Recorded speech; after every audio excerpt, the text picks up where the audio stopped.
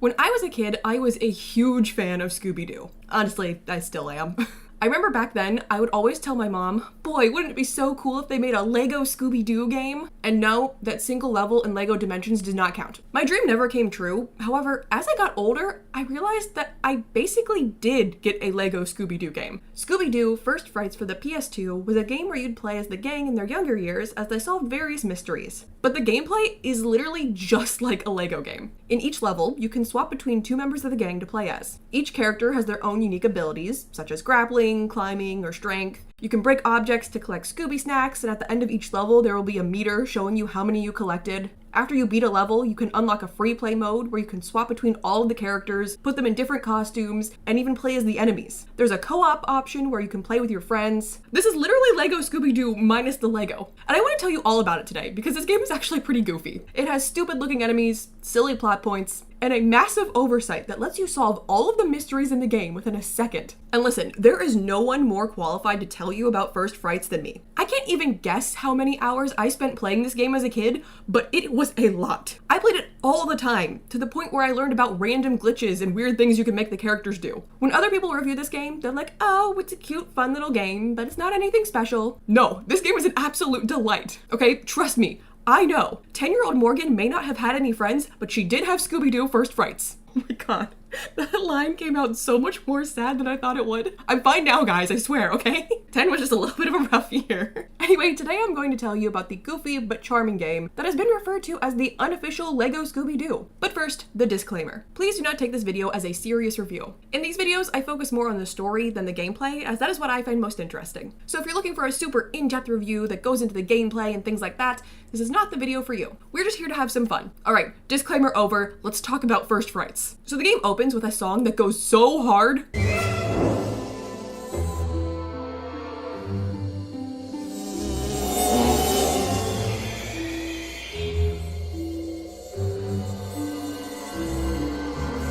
The story begins with Velma running inside the gang's clubhouse, and each of them are doing exactly what you'd expect them to do. Shaggy and Scooby are eating, Fred is looking at a football. Fred is one of those characters that is different in every piece of Scooby media. Sometimes he's a himbo, sometimes he's the popular cool guy, and sometimes he's a jock who likes to stare at footballs. Velma tells the gang that she heard about an international food festival at Keystone Castle, and she thinks they should go together. They all decide that they'll go, but first they'll have to make a few stops along the way. The first being a high school because they promised to go to Daphne's cousin Anna's play. Alright, now back to the banger song.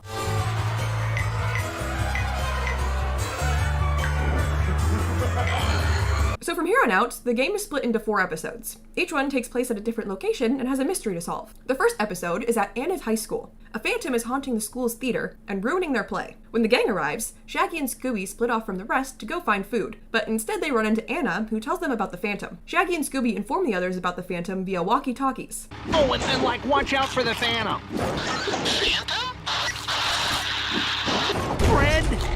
Yellow! Boy, this really dates the game. Anyway, the pair continues on their mission to find food. Hey, Scoob! I'm a crackpot! I mean crackshot! As a kid, I didn't know what crackpot meant. I thought Shaggy accidentally said that he was doing crack.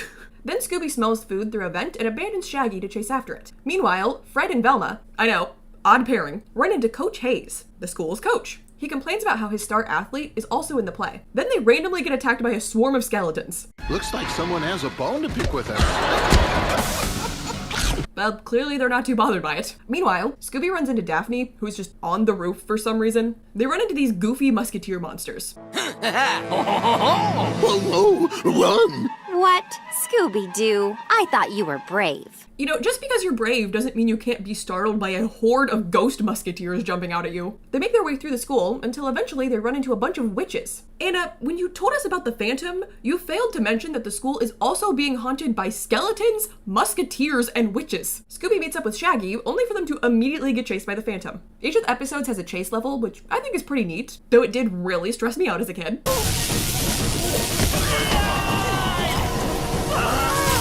Anyway, we've made it to the next level, and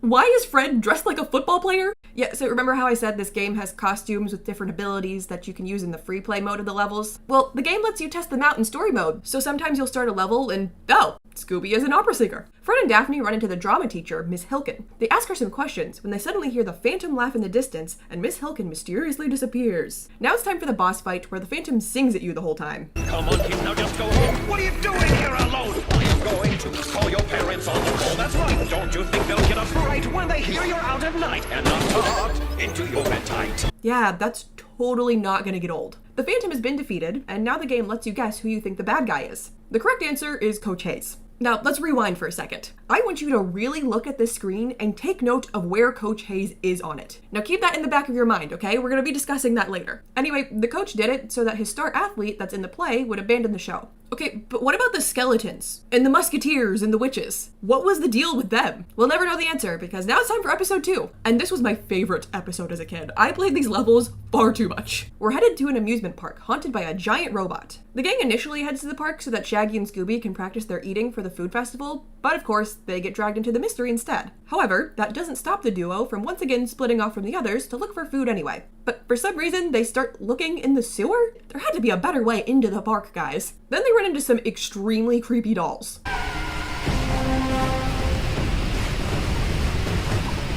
Yeah, they definitely freaked me out when I was little. They finally make it into the park and run into all sorts of haunted toys, like these teddy bears that I thought were so cute, and I refused to kill them unless the game forced me to. Now, did they chase me and beat me up because I didn't kill them? Yes, but I didn't care. Now, this level has quite a few dog doors that Scooby can go through, taking him up high above the ground and leaving Shaggy below with all the monsters. For some reason, after I played this level as a kid, it unlocked something in my brain. I found it really funny to start standing up on high places and leaving the other characters below to get beat up by the monsters. And I did this all the time. What was wrong with me? And then later in life, when my sister was old enough to play the game, we'd do co-op mode together, and I'd still do it. I'd go in some high up spot and leave her to get beat up. He's after me!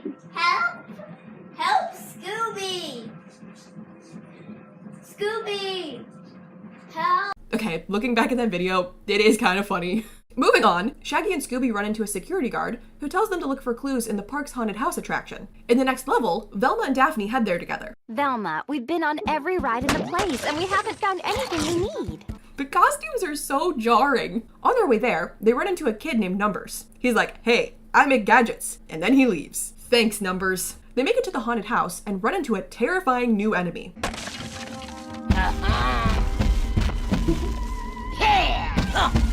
This is the creepy Carnie. You may recognize her from the clip I showed earlier. He's after me! So for some reason, as a kid, I found great joy in luring the creepy Carnie off ledges and making her fall to her death.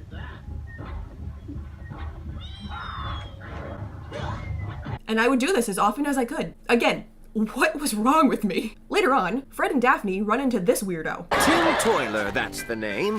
Friendly town citizen. Completely sane! This is Tim Toiler, and he owns a toy factory. Numbers shows up, shoots a rocket at Tim, and then disappears again.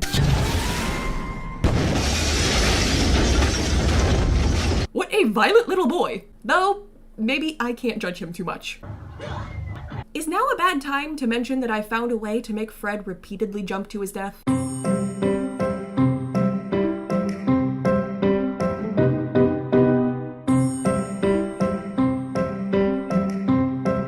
Shaggy and Scooby head to Tim's toy factory and discover it's overrun by the evil toys. I wonder who the bad guy is. They take down the big robot and surprise, surprise, it's Tim. Now, once again, I want you to take note of where Tim is on the screen and hold on to that information for later. So Tim made a bunch of evil toys to haunt the theme park because it was stealing all of the customers away from his toy factory. Numbers was his former apprentice and was trying to stop him. And he was going to do it by any means necessary.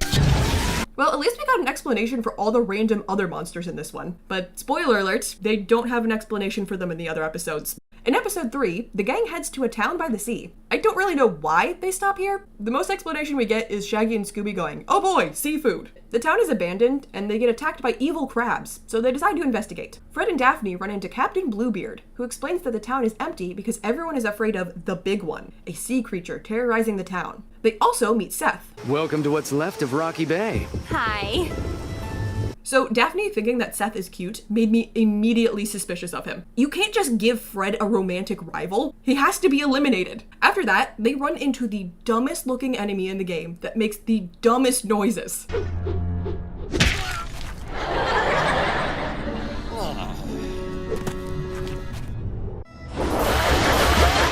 Then they meet Willie the Whaler. He tells them that he thinks Bluebeard is guilty, but he also does the worst job at hiding his stash of pearls. Not much else happens with the story in this one. You just run into some really annoying enemies, like this fish who never shuts up.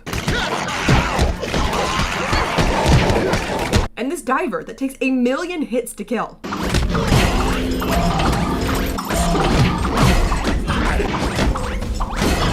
In the end, they defeat the big one, and it's revealed that Seth and Willie were behind it all. I told you Seth had to be eliminated! They were smuggling pearls out of town and scared everyone away so they wouldn't be found out. Alright folks, you know the drill. Let's look at the screen where you guess who the bad guy is and take note of where Willie is. Okay, and now we're on to the fourth and final episode. The gang finally makes it to Keystone Castle, which will be the location of our final mystery. So I actually hated this episode as a kid. I played it once and then never again because it scared me so badly. The thing that I was most scared of was the main monster. Costington, pass me the brush.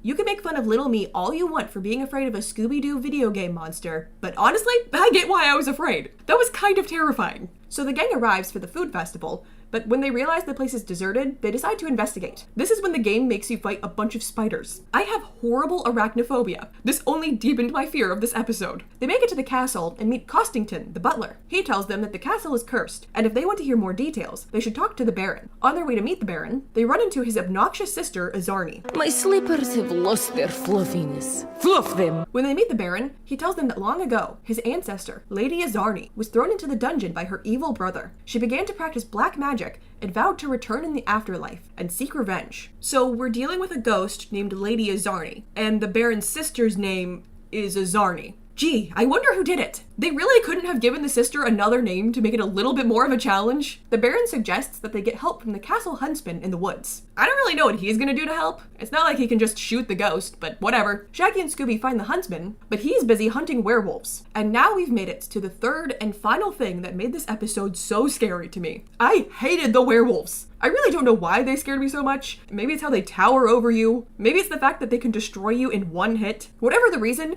these werewolves horrified me, and you have to fight so many of them. In fact, for the chase level in this episode, instead of the main monster hunting you down, it's a giant werewolf. Obviously, being chased by Lady Azarni would have terrified me too, but I was mentally preparing myself for that from the moment she appeared on screen. It was almost more scary to be surprised by the giant werewolf. Moving on, the gang continues to investigate the castle and...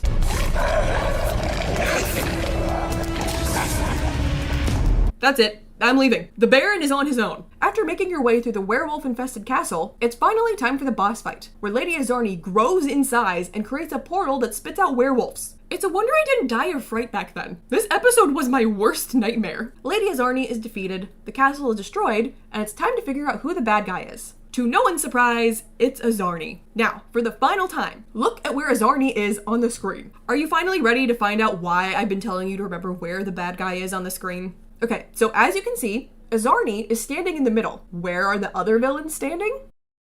The bad guys are always standing in the middle. These mysteries aren't very hard for an adult to figure out, but 10-year-old Morgan struggled with them some. So for the first case, I picked Coach Hayes just because, and I happened to be right. Then for the second case, I thought, Coach Hayes was in the middle last time, let's just keep rolling with the middle, and pick Tim. And it was right! I got to the third case and started to think, is it just that the person in the middle is always the guilty one?